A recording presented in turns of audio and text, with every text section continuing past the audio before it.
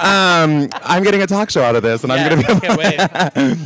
Well, welcome back to Lots of Layers. I'm Vidalia and Gentry. And I'm Alexia, Noelle. And we're sitting down with Fancy Hagood. Hi, Fancy. Hey, Queens. How's your head?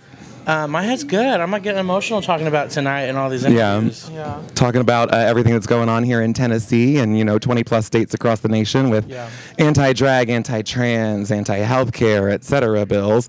What are your kind of initial thoughts on all of that? What comes to mind? How much rage? Not to guide the witness or anything.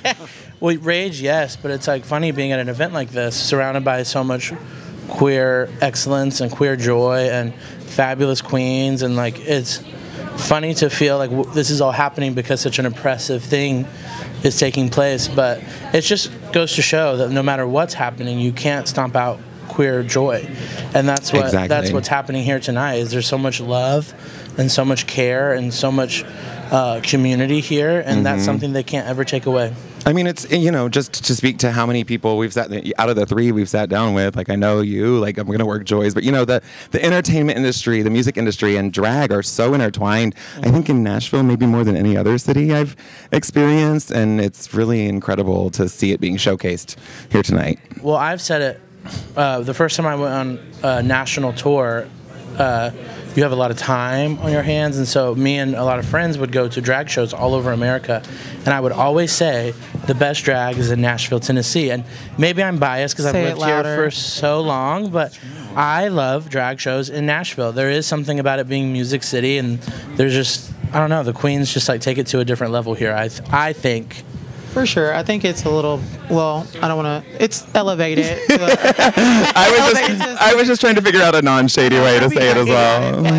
It's not that everyone else is ugly. It's just that we're really pretty. No, there's pretty queens everywhere, but I just think there's a level of, Nashville's so special because of the community and the camaraderie with musicians, and I think that you're right. It goes hand in hand with what's happening with the drag culture here too.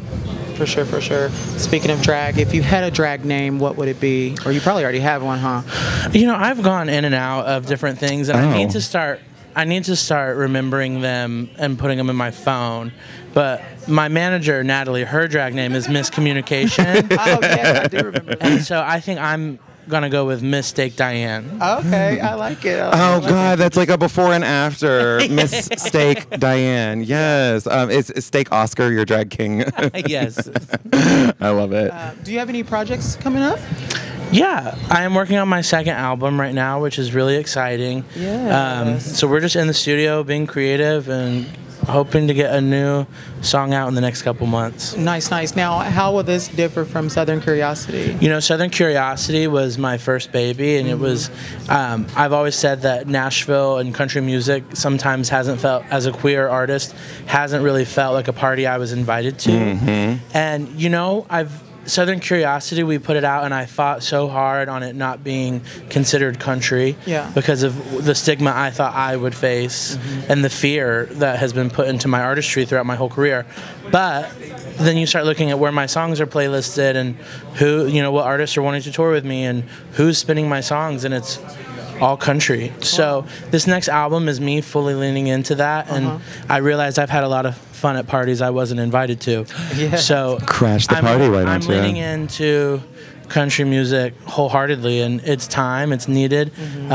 There's room for more queer voices in Nashville. I think all of our friend TJ Osborne coming out was a huge revelation for me that you can be successful as a queer person in Nashville, in country music, on Music Row, and I'm ready to take my seat at that table. Period. I can't wait to see the gayest bolo tie ever.